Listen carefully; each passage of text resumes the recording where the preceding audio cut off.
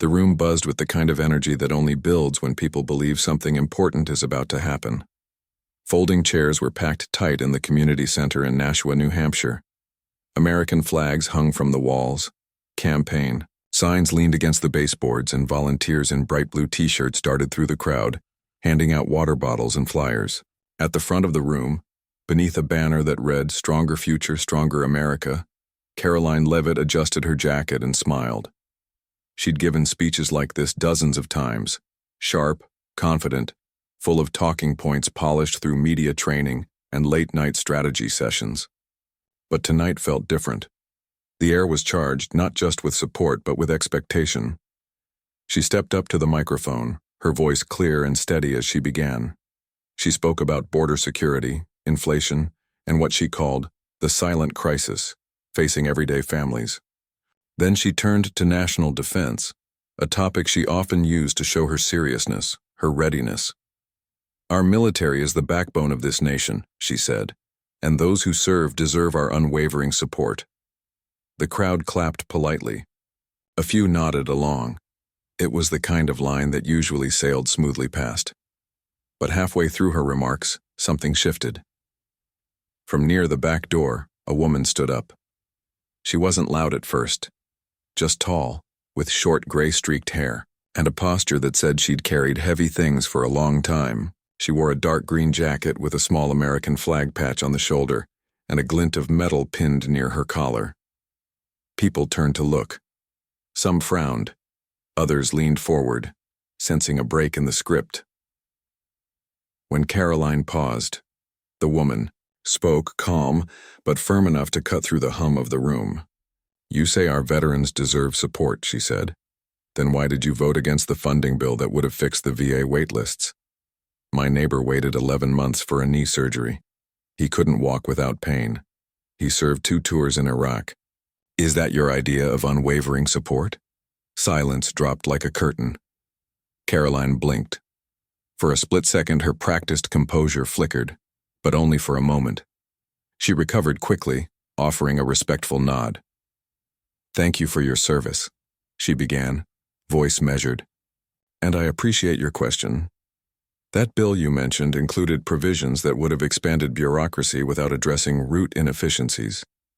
My position has always been about smart, targeted investment, not just throwing money at broken systems." The woman didn't sit down. "Smart investment?" she repeated, her voice low but carrying. "Try telling that to the veteran who overdosed last month because he couldn't get mental health care in time. Or the woman sleeping in her car outside the Manchester VA because there's no housing assistance.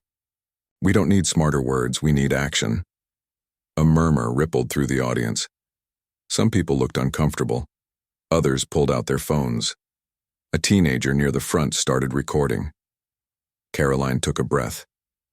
"I hear you," she said, and this time it sounded less like a line and more like something real. "And I know the system isn't working the way it should.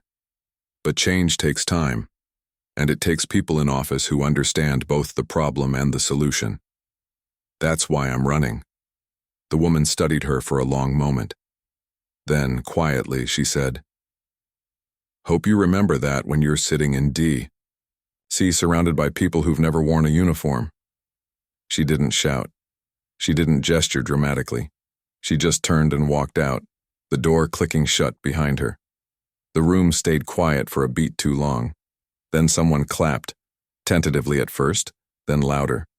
Others joined in, not sure if they were applauding Karoline's response or the woman's courage.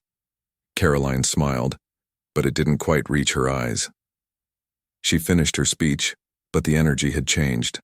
The polished narrative had cracked, just a little, and something raw had slipped through. Outside, the woman, Denise, stood under a street lamp, pulling her jacket tighter against the evening chill. She hadn't planned to speak up. She'd come out of curiosity, maybe even a sliver of hope. But hearing those familiar phrases, unwavering, support, backbone of the nation, without any real plan behind them, had lit a fuse she didn't know was still live. She'd spent years watching promises dissolve into press releases while her friends struggled in silence. Enough was enough. Back inside, a young campaign staffer whispered into a headset, eyes wide. Did you get that? Someone's already posting clips online. Within minutes, the moment was everywhere. On Twitter, Facebook, local news alerts. Headlines started forming before the chairs were even stacked away. Veteran confronts candidate over VA failures. Emotional exchange at Leavitt rally. By midnight, the video had tens of thousands of views. Comments poured in, some praising Denise's bravery, others defending Karoline's record, many just asking, "Who is that woman?" No one knew her name yet, but her face, steady, tired, resolute, was suddenly part of a much bigger conversation. Denise didn't see any of it that night. She went home to her sister's spare room, made a cup of tea, and sat by the window. She thought about her old unit, about the friends who didn't make it back, and the ones who came home only to be forgotten. She hadn't spoken up for fame. She'd spoken up because no one else was listening. Meanwhile, miles away, Karoline sat in a quiet hotel room, scrolling through the same clips everyone else was watching. Her team was already drafting statements, planning damage control, but she kept replaying the moment, the way the woman's voice hadn't wavered, the way she'd looked straight at her, not with anger, but with disappointment. That was harder to shake. Neither of them slept much that night. What started as a routine campaign stop had become something else entirely, a collision between polished politics and lived experience. And though neither woman knew it yet, this was only the beginning. The rally was over, but the real conversation, the messy, human, necessary one, had just begun. And this time, people were actually listening. Long before the rally, long before the cameras and the headlines, both women had been walking paths shaped by belief, loss, and the quiet kind of grit that doesn't show up in press releases. Their stories didn't start in that community center, but that night, for the first time, those paths crossed in a way neither could ignore. Karoline grew up in a small New Hampshire town where people still waved from their porches and knew your name before you knew theirs. Her parents ran a hardware store, the kind where you could buy nails, advice, and a cup of coffee all in one stop. She was sharp from the start. Debate team captain, student council, always asking why when others just accepted because. Politics wasn't something she fell into. It was something she reached for, like a ladder she knew she could climb. After college, she landed a job in conservative media, where her quick mind and steady delivery made her stand out. She wasn't just repeating talking points, she believed them. She saw herself as part of a new generation of leaders, polished, prepared, and unafraid to challenge what she saw as a broken system. Running for Congress wasn't a dream, it was a plan. And plans in her world were meant to be followed. But being a woman in that space came with its own set of hurdles. She'd been talked over in meetings, dismissed as just a spokesperson, told she needed to soften her tone or toughen her skin. Never quite right, no matter what she did. Still, she pushed forward, building a reputation for discipline and clarity. She rarely showed doubt in public. Doubt, she'd learned, was a luxury candidates couldn't afford. Denise's story began in a different kind of small town, Rust Belt, working class, where the factory whistle marked the hours of the day. Her father drove a school bus. Her mother cleaned offices at night. Money was tight, but pride wasn't. When she enlisted right out of high school, it wasn't for glory. It was for opportunity, for a way out and a way to give back. The Army gave her structure, purpose, and a family she hadn't expected. As a combat medic, she learned to stitch wounds under fire, calm panicked soldiers with a steady hand, and carry more weight, both physical and emotional, than most people ever would. She served 3 tours in Iraq. The first was chaos and adrenaline, the second exhaustion and grief. By the third, she moved like someone who'd already said goodbye to parts of herself. She came home with a purple heart, chronic pain in her lower back, and a silence she couldn't explain. The VA promised help, but appointments got lost in paperwork. Prescriptions ran out. Therapists changed every few months. One winter, after her disability claim was denied for the 3rd time, she lost her apartment. She didn't tell many people. Pride again. She moved in with her younger sister, sleeping on a pull-out couch in the living room, trying to rebuild while the system that was supposed to support her seemed to forget she existed. Unlike Karoline, Denise never sought the spotlight. She showed up at city council meetings when veteran housing was on the agenda. She helped organize food drives for homeless vets. She spoke plainly without polish, because she'd learned that fancy words didn't fix leaky roofs or fill empty medicine cabinets. She didn't care much for party labels. What mattered was whether someone would actually do something, not just say they would. Both women had been underestimated, though in very different ways. Karoline was often seen as just another pretty face in conservative media, her intelligence overlooked because of her youth and style. Denise was treated like a statistic, another struggling veteran, another problem to file away. Neither fit neatly into the boxes people tried to put them in. Back in the days after the rally, their lives moved in opposite directions. Karoline's schedule filled with interviews, strategy calls, and photo ops. Her team debated whether to address the confrontation head-on or let it fade. Some advisors wanted to highlight her military family ties. Her grandfather had served in Korea. Others warned against making it a bigger story than it needed to be. But Karoline kept thinking about the woman's eyes. There was no theatrics, no anger for show. Just a deep, quiet frustration that felt impossible to dismiss. Denise, meanwhile, tried to return to normal. She volunteered at the local Veterans Center, sorting donated clothes and helping fill out benefit forms. But people recognized her now. A grocery store cashier nodded and said, "Saw you on the news. Thanks for speaking up." An older man in a wheelchair outside the post office gave her a thumbs up. It was strange being seen not as just Denise, but as someone who'd said what so many were thinking. She didn't feel like a hero. She just felt tired. One afternoon, while folding winter coats in the back room of the center, her phone buzzed. It was a local reporter asking if she'd be willing to talk more about her experience with the VA. She almost said no. But then she thought about the young vet who'd shown up that morning, barely 25, discharged after a training injury, sleeping in his car because the wait for housing assistance was 6 months long. Denise said yes. The interview was short but honest. She didn't attack anyone by name. She just told her truth. The delays, the confusion, the feeling of being invisible. "I didn't sign up to be a burden," she said. "I signed up to serve. And when you come home broken, you shouldn't have to fight just to be treated like a human being." That quote spread faster than the rally clip, not because it was dramatic, but because it was real. Karoline saw it too.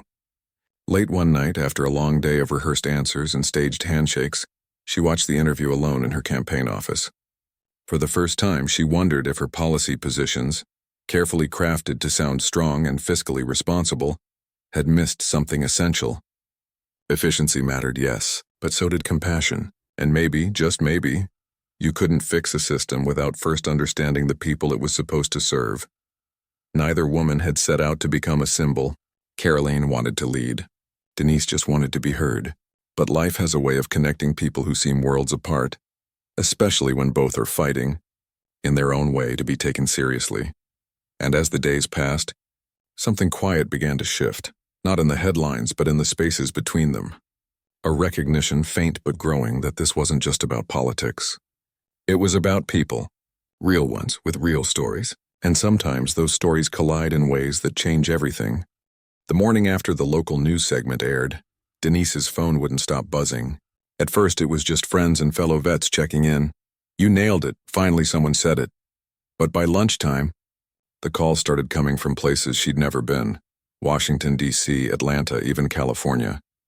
National news producers wanted her on panels. Podcast hosts asked if she'd share her story. A nonprofit offered to fly her to testify at a congressional briefing on veteran homelessness. She almost said no to all of it. Public speaking wasn't her thing. She preferred fixing things with her hands, patching drywall at the shelter, organizing donation drives, helping a fellow vet fill out VA forms until her eyes blurred. But then she remembered the young guy in the parking lot, shivering in his beat-up sedan, and she said yes. She didn't show up to these interviews with talking points or a team of handlers. She wore the same jacket from the rally, the one with the flag patch slightly frayed at the edge. She didn't wear makeup. She didn't rehearse. When asked about politics, she'd shrug and say, "I don't care who's in charge. I care if they show up." That honesty cut through the usual noise.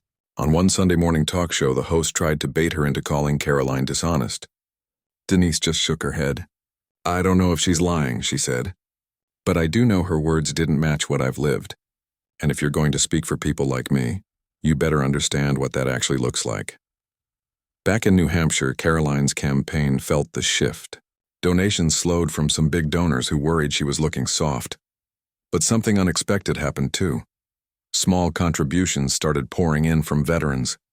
Teachers, nurses, people who'd never given before. One email read, "My brother waited 14 months for PTSD care. Thank you for finally listening." Her team was confused. Was this backlash or support? Karoline wasn't sure either. But she noticed something else. Her younger staffers, the ones fresh out of college, idealistic and wide-eyed, were watching her closely.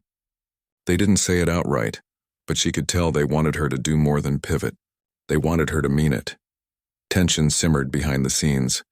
In strategy meetings, older advisors pushed for a sharp counter-narrative, highlight Karoline's strong stance on defense spending, remind voters of her family's military history, frame Denise as a well-meaning but misinformed civilian. But the digital team kept showing clips of Denise's interviews going viral, not among activists but among ordinary people. The kind who didn't follow politics but knew when something felt off. One intern, barely 22, finally spoke up during a late-night session. "People aren't mad because she criticized you," she said quietly. "They're mad because it sounded like you didn't really know what you were talking about." Karoline sat back in her chair. No one argued, because they all knew it was true. Meanwhile, Denise flew to D.C. for the first time in years. Not as a soldier this time, but as a witness. She stood in a congressional hearing room, not in uniform, just in her jacket and jeans, and described waiting 6 weeks for a pain management appointment while her back spasms kept her awake at night. She talked about the veteran who took his own life after being told his mental health referral was on hold. She didn't raise her voice.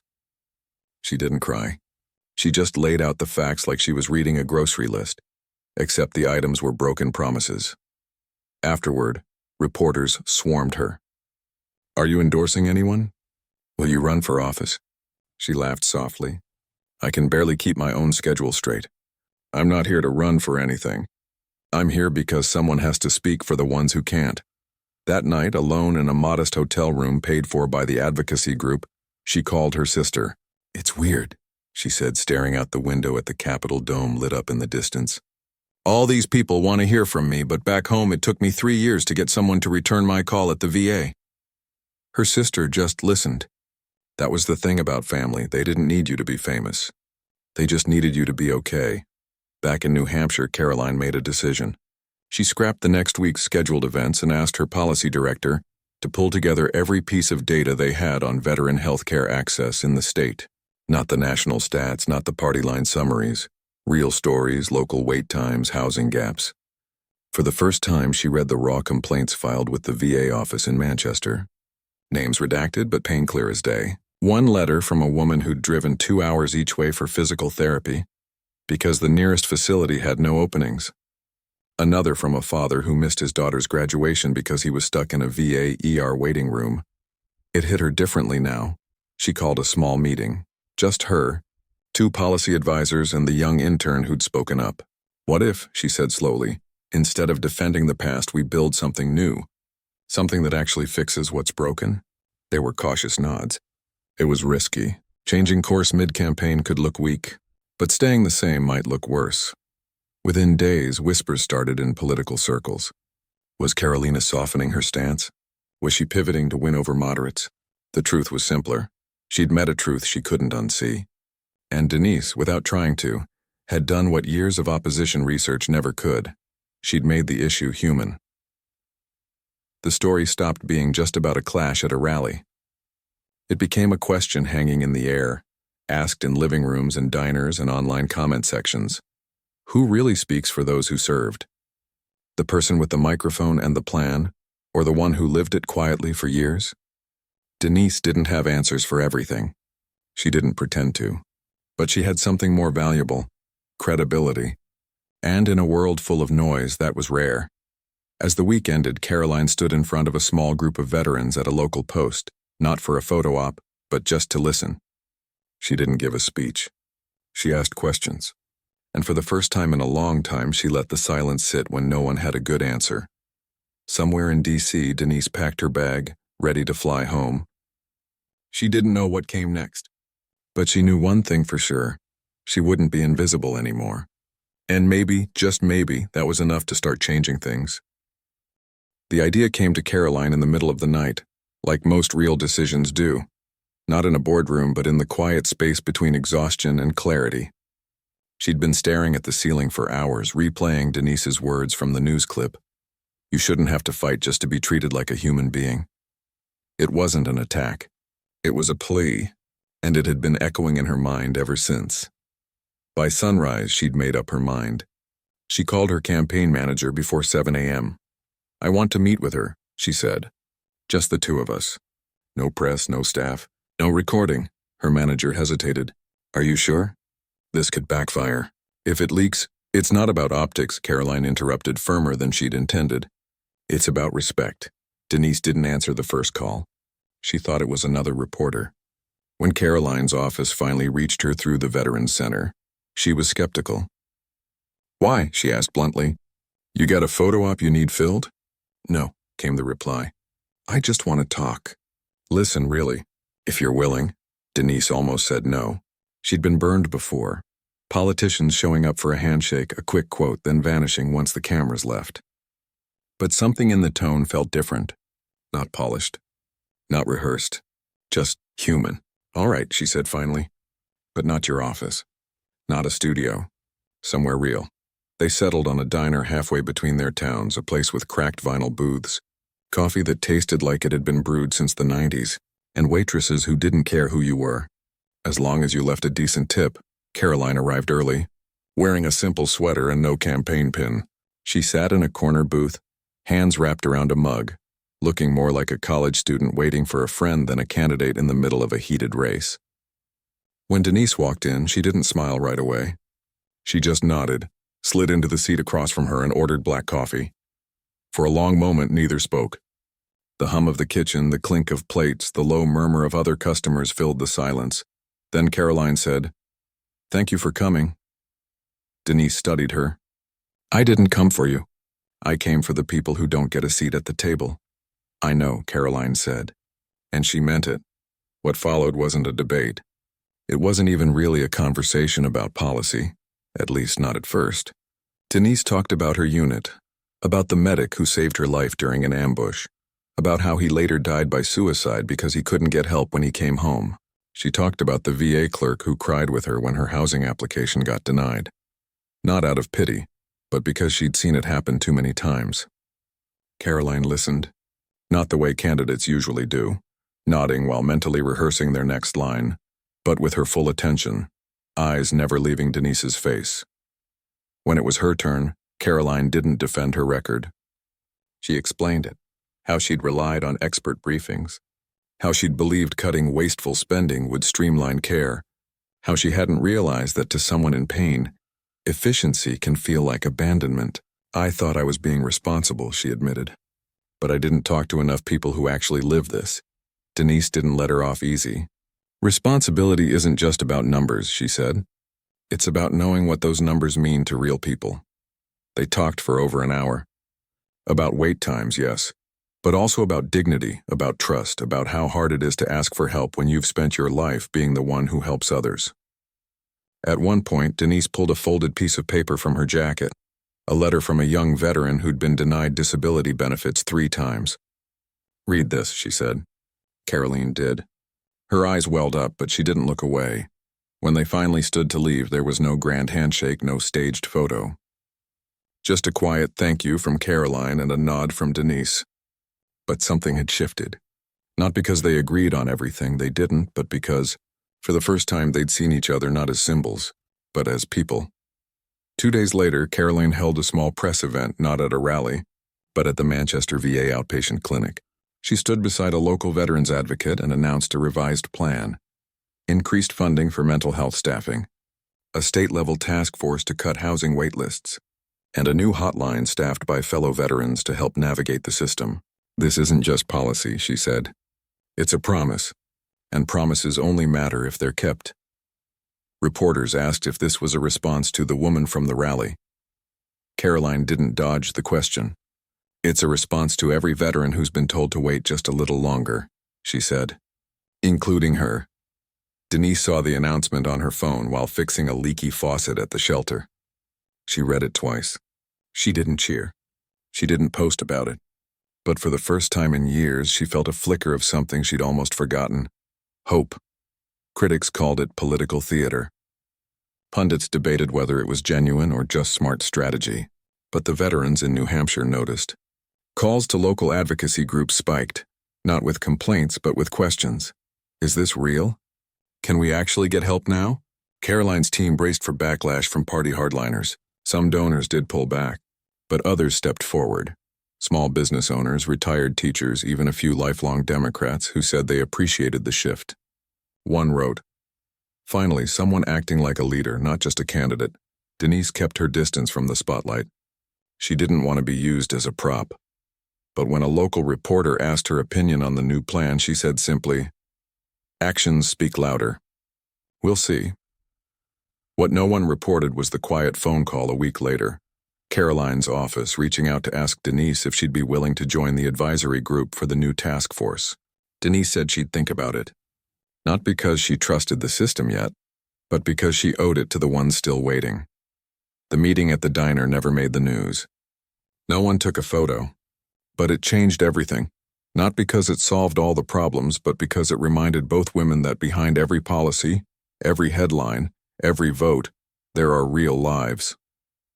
And sometimes the most powerful thing you can do is sit across from someone, look them in the eye and say, "Tell me what it's really like." In a world full of noise, that kind of quiet honesty was rare. And maybe, just maybe, it was enough to start building something better. Election day came and went like a slow exhale after months of noise. Rain fell lightly over New Hampshire, slicking the sidewalks and muffling the usual campaign honking. Poll workers arrived before dawn, setting up tables and checking voter rolls. Volunteers handed out coffee and yard signs, their breath visible in the cold air. By nightfall, the results were clear, but the real story wasn't in who won or lost. It was in what happened after the cameras left and the signs came down. Karoline didn't give a victory speech that night nor a concession. She simply thanked her team, hugged her parents, and drove home in silence. Whether she'd secured a seat in Congress or not, something deeper had shifted inside her. The race had started as a carefully plotted ascent, but it ended as something messier, more human. She'd entered the campaign believing she had the answers. She left it understanding that leadership wasn't about having all the solutions. It was about being willing to listen when you didn't. Denise didn't watch the results. She was at the Veterans Center, helping set up cots for a group of newly arrived vets who'd aged out of temporary housing. The TV in the corner played the coverage on mute, the faces flickering like ghosts. She didn't care who held office. What mattered was whether the phone would ring tomorrow with good news about a housing voucher, or whether the VA clinic would finally call back about that referral. Politics felt distant.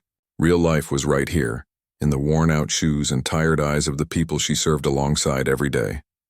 In the weeks that followed, the headlines faded. The viral clips were replaced by new scandals, new debates, new faces. But quietly behind the scenes, things began to move.